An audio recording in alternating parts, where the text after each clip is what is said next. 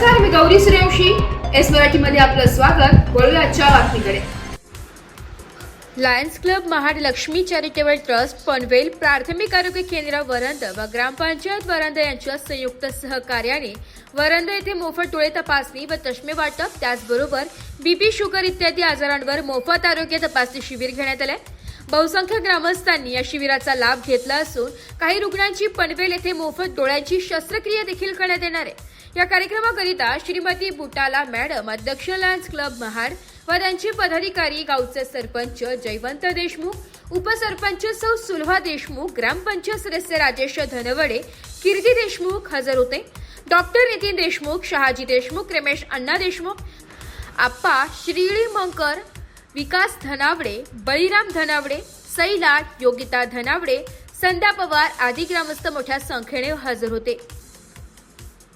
हा कार्यक्रम यशस्वी करण्याकरिता सौ अश्विनी गणेश देशमुख, आशा राजेश धनवडे, मीनाक्षी धनावडे, संध्या जाधव, वनिता पिलाने या CRP सदस्यांनी व प्राथमिक आरोग्य केंद्राचे डॉक्टर्स, नर्स, कर्मचारी आदींनी मेहनत घेतली आहे.